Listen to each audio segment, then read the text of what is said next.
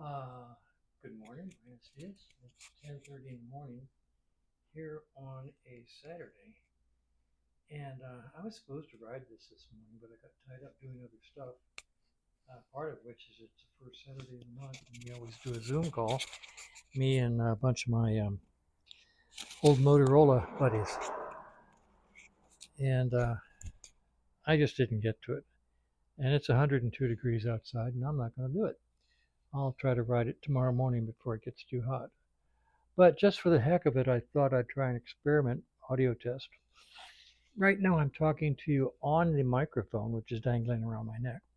I'm going to start the bike and hopefully cold start and let you all hear it on the microphone system, which is whooz, whooz.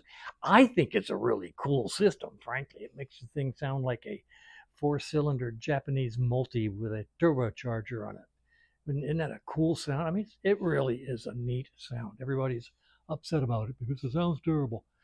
I think it sounds neat, but that's beside the point.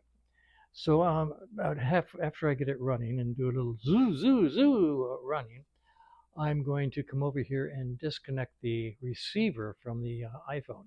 Yesterday I tried turning the microphone on and off. That didn't work because the receiver was still inserted in the phone and just waiting for sound, which never came.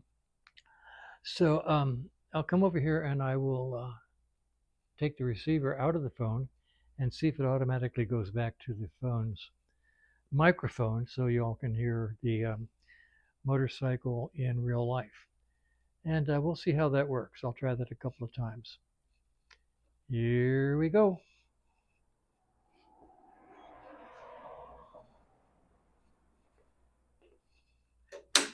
Good snap.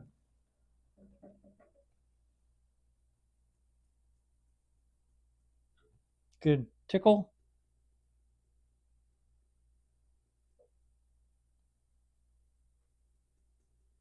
Ooh, good tickle. And ignition on. Let's see how it goes.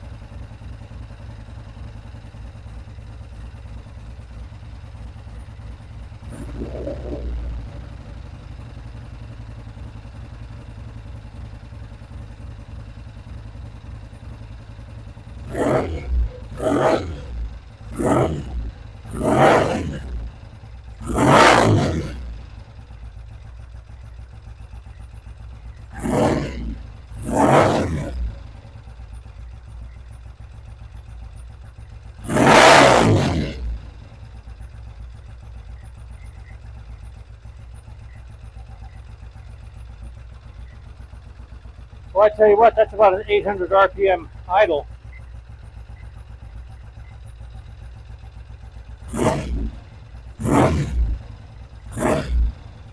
Let's go pull the receiver out and see what happens.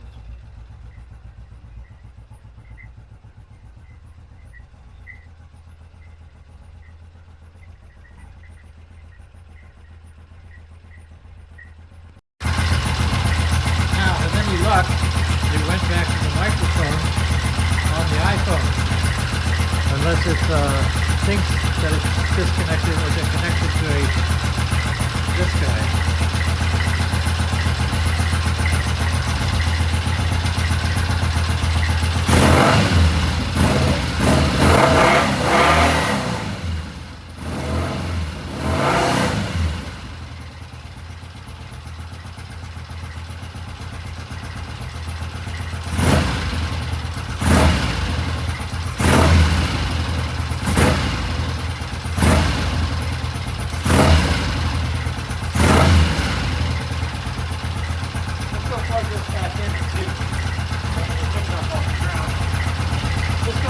Back in.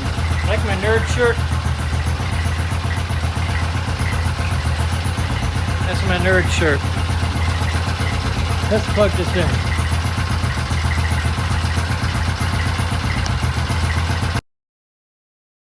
Got two greens. So theoretically, I'm talking to you on the microphone now. By the way, that's my nerd shirt that I just showed you. We nerds think this is funny.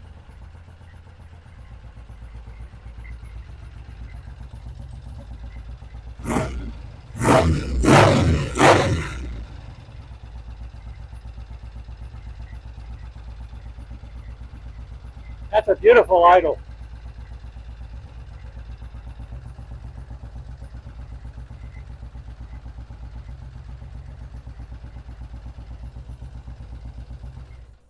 Okay, end of experiment.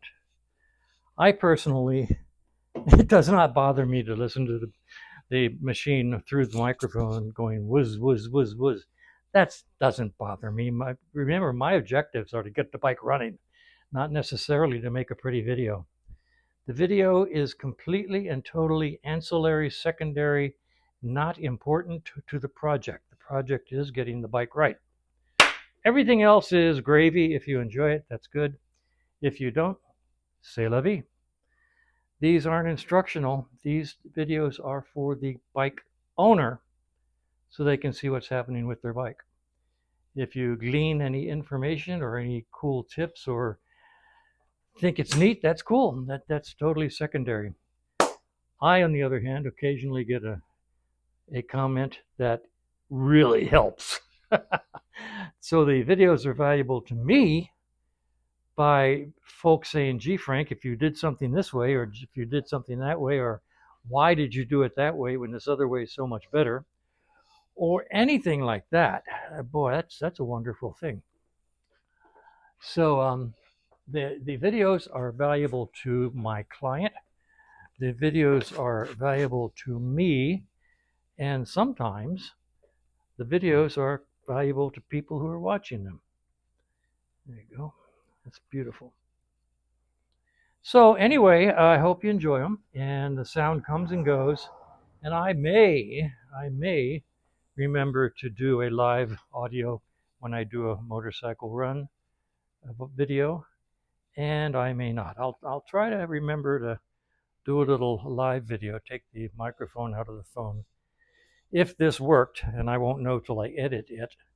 By the way, I could use an editor if you'd like to come to my house and around 6 o'clock in the evening and work for 2 or 3 hours in the evening editing these videos. I'd be more than happy for you to do that. I could also use a director, a producer, a script writer, and a videographer to make them ever so much more professional. Or I can just keep doing what I'm doing. So anyway, that was an interesting audio test. I'm going to go stick the video in my confuser system and see whether or not it was successful. And that is my progress for today. Well, I'm on my morning walk, and this is the neighborhood up the street from me. Kind of nice houses.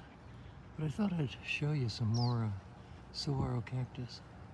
This one is probably about 75 years old and has not yet put out arms, which surprises me. So I'm assuming it's saguaro. There are other cactus that are similar, but it's unusual to see cactus that tall that have not yet put out arms. You can see the holes that the woodpeckers peck in them and put their nests inside, and then other birds come along and use the holes. And when the saguaro die and fall over, oh, there goes my neighbor. Hello. When the saguaro die and fall over, those holes are actually left behind. Now you can pick up the holes because they're lined with a white milky substance that turns hard. And those holes, when they're extracted from the flesh, are called cactus boots. And they're collected. I've got 2 of them that I picked up out in the desert. So those holes are called cactus boots once the cactus passes away and dies and rots and falls apart. Interesting things that people collect. So these, in this group, in this house, were transplanted when they built this house. I'm pretty sure, I would bet money on that. They are protected by law. They're the state flower and state plant. You can't harm them under penalty of law, and they're serious about that. So, and you can't just dig them up and move them. They are so protected. So you have to have an authorized landscaper move cactus in or out of your property, or bad things happen. So it's just more saguaro. If they're saguaro, they just look like saguaro to me. And you can see some bird nest in that hole right there, nesting. Isn't that neat? Isn't that neat? Oh, here, these have put out arms. Right, so they're definitely saguaro. That's an arm there, and that's an arm down here. Down on the low part is unusual, but that's neat. So that one, I'm going to guess he's about 75 years old, 50 to 75 years old, and they were transplanted here. Aren't they cool? Look at the hole in the top of this one. I just think that saguaro are so neat. This is another grouping that was obviously brought in, and it's unusual, I think, to see that many arms on that many cactus all in one grouping. So I'm just not sure. They look like saguaro, probably feel like saguaro, but I don't want to find out. And they are putting out arms already. Isn't that something? Beautiful tree. Okay, walking down the neighborhood in the morning. It's about 6:15 or so, and the sun's up behind that cloud over there. Well, I just thought I'd show you a couple of cactus boots over here. It's my cup collection and stuff. And this is some of the things that are here from my wife. Her kids took most of all of her neat stuff, and they have it now up in Washington State, which is a good thing. This is just a few leftover things that they didn't take. Now this is a cactus boot right here, and you can see the cactus. And if you, let's see if I can, it's still got spikes on it, so I have to be real careful. But can you see inside there? That's a bird's nest in there. And from the back side, it looks like this. Isn't that neat? Oh, it's, the cactus secretes a white milky substance which seals the hole that the bird, I don't know if it's cactus wren or woodpecker that cuts the holes, it pecks the holes, but that's where they make a nest. And on this side I have another one, much larger. That's the inside of the cactus, and I don't know which way it was when it was on the cactus, but this is how the inside has been sealed and healed by the cactus. These are called cactus boots. They're not really valuable, but I know people who have dozens and dozens of them. I just have these two, and I only have them because they're doing some construction down on the in the Phoenix Preserve, and a couple of cactus fell over and were rotting away. And at that point in time, nobody cares if you cut out a boot, because I don't know if they're protected when they're dead, but they're protected other than that. And showing you my different, my cuppy coffee collection over the years, places I've been, places my wife and I went. This is a system I worked on at Motorola.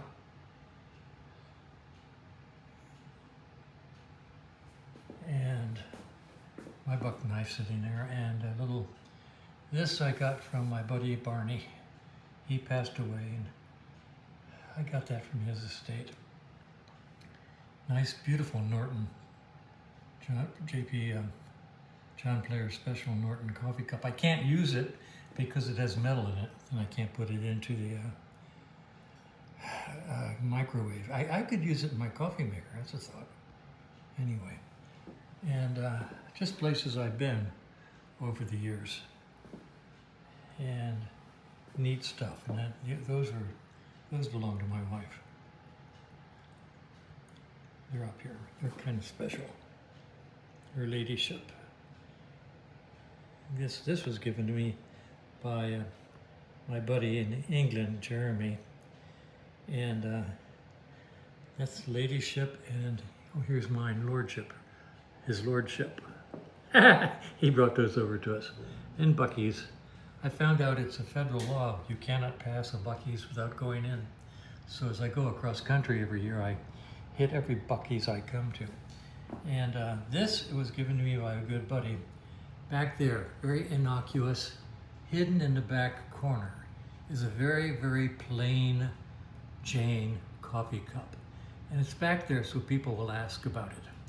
And I'll tell you what makes it special. I think it was his uncle during World War II, after they took France back from the German occupiers. They were using a German mess hall, and these were the coffee cups.